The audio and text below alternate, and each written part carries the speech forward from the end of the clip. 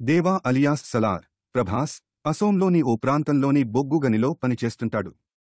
ఆ ప్రాంతానికి ఆద్యను శృతి హాసన్ కిడ్నాప్ చేసి తీసుకురావడంతో గందరగోళం మొదలవుతుంది. అక్కడే టీచర్గా పనిచేస్తున్న ఆమెను కొందరు ఎత్తుకెళ్లడానికి ప్రయత్నిస్తే దేవా కాపాడుతాడు.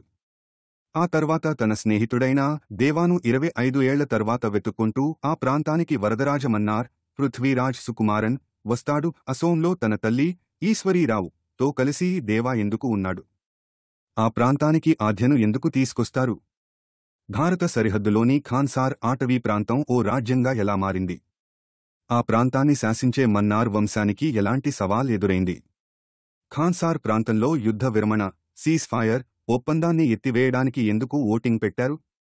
ఓటింగ్ సమయంలో దేవాను వెతుక్కుంటూ వరదరాజ మన్నార్ ఎందుకు వచ్చాడు? వరదరాజ తండ్రి రాజమన్నార్ జగపతిబాబు తన ప్రాంతాన్ని వదిలి ఎందుకు వెళ్లాడు? యుద్ధ విరమణ ఓటింగ్ సమయంలో దేవా కాలాంతకుడిగా ఎందుకు మారాడు? ఓటింగ్లో ఎవరు గెలిచారు? శౌర్యంగ పర్వానికి దేవాకు ఉన్న లింకు ఏమిటి? దేవాకు సలార్ అని పేరు ఎందుకు పెట్టారు అనే ప్రశ్నలకు సమాధానమే ఈ సినిమా కథ. దేవా వరదరాజ మన్నార్ బాల్యంతో మంచి పవర్ఫుల్ ఎపిసోడ్తో సలార్ సినిమా మొదలవుతుంది. ఆ తర్వాత అసోంలోని బొగ్గుగనుల్లో దేవా అండర్ డాగ్ క్యారెక్టర్ను ఎస్టాబ్లిష్ చేయడం, అలాగే ఆద్య కిడ్నాప్ వ్యవహారం చకచకా జరిగిపోతాయి. ఫస్టాఫ్లో దేవా అండర్ డాగ్ క్యారెక్టర్ నుంచి ఓ నాయకుడిగా ఎస్టాబ్లిష్ చేసిన విధానం ప్రశాంత్ నీల్ ప్రతిభకు అద్దం పట్టింది. ఇక ఫస్టాఫ్ చివర్లో దేవా లైఫ్ గురించి చెప్పడంతో అసలు కథ మొదలవుతుంది. ఇక సెకండాఫ్లో ఖాన్సార్ అటవీ ప్రాంతం దేశంగా మారడం, దానికి అధినేతగా మారిన రాజమన్నార్ కొంతమంది సామంత దొరలను నియమించడంతో కథ ఇంటెన్స్గా మారుతుంది. అయితే ఓ పనిమీద రాజమన్నార్ దేశాన్ని వదిలిపోవడంతో సామంతుల కుట్రలు మొదలవుతాయి. ఖాన్సార్ రాజపీఠం గురించి మొదలైన అంతర్గత కలహాల నేపథ్యంలో వరదరాజ మన్నార్తో కలిసి దేవా రావడంతో స్టోరీ పీక్స్కు వెళ్తుంది.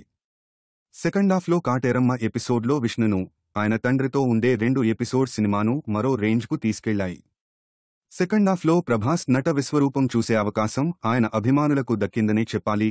ఇక దర్శకుడు ప్రశాంత్ నీల్ విషయానికి వస్తే, మరోసారి అద్భుతమైన స్క్రిప్టుతో రకరకాల వేరియేషన్స్ ఉన్న పాత్రలతో తెరకెక్కించిన విధానం బాగుంది. ప్రభాస్, పృథ్వీరాజ్ సుకుమారన్ పాత్రలను మలిచిన విధానంతో మరోసారి అందర్నీ ఆకట్టుకునేలా చేశాడు. ఆయన డిజైన్ చేసిన స్క్రీన్ ప్లే సినిమాను మరింత పవర్ఫుల్గా మార్చింది. కేజీఎఫ్ను మించిన పరిణతితో సలార్ను రూపొందించారని చెప్పవచ్చు. దేవాగా ప్రభాస్ మరోసారి ఛత్రపతి, బాహుబలి పాత్రలను మించిన యాటిట్యూడ్ను, ఫైర్ను ప్రదర్శించాడు. ఫస్టాఫ్లో అండర్ డాగ్గా కనిపించిన ఆ పాత్ర సెకండాఫ్కు వచ్చేసరికి ఊహకు అందని విధంగా కనిపిస్తుంది. కాటేరమ్మ ఎపిసోడ్, విష్ణు తండ్రితో ఉండే 2 ఎపిసోడ్లు మళ్లీ పాత ప్రభాస్ను గుర్తుచేస్తాయి. ఇక వరదరాజ మన్నార్గా పృథ్వీరాజ్ సుకుమారన్ అదరగొట్టాడు. శృతి హాసన్ కథను డ్రైవ్ చేసే పాత్రలో కనిపించింది. ఈశ్వరీరావు, జగపతిబాబు తదితరులు బలమైన పాత్రలతో గుర్తుండిపోతారు. సాంకేతిక విభాగాల పనితీరు విషయానికి వస్తే, భువన్ గౌడ సినిమాటోగ్రఫీ, రవి బస్రూర్ మ్యూజిక్ సినిమాను ఊహించని విధంగా ఎలివేట్ చేశాయి. ముఖ్యంగా రవి బస్రూర్ బీజీఎం సెకండాఫ్లో చింపేసిందనే చెప్పాలి. కేజీఎఫ్ మాదిరిగానే కలర్ టోన్తో సీన్లను మరింత ఎమోషనల్గా భువన్ గౌడ చూపించాడు. యాక్షన్ సీన్లను చిత్రీకరించిన తీరు సినిమాకు మరో హైలైట్. హోంబలే బ్యానర్ ప్రమాణాలకు తగినట్టుగా నిర్మాణ విలువలు ఉన్నాయి. స్నేహం, రాజ్యంలో అంతర్గత రాజకీయాలు, అధికార దాహం లాంటి అంశాలతో తెరకెక్కిన most powerful action thriller Salaar. సెకండాఫ్లో మితిమీరిన హింస సీన్లలో రక్తపుటేర్లు పారడం కొంత ఇబ్బందిగా ఉంటుంది. అలాగే ప్రభాస్ చెలరేగిపోయి చేసే 2 యాక్షన్ సీన్లు సినిమాను బ్లాక్ బాస్టర్గా మార్చాయి. క్లైమాక్స్ సాగదీసి విసుగు తెప్పించేలా చేయడం ఓ మైనస్.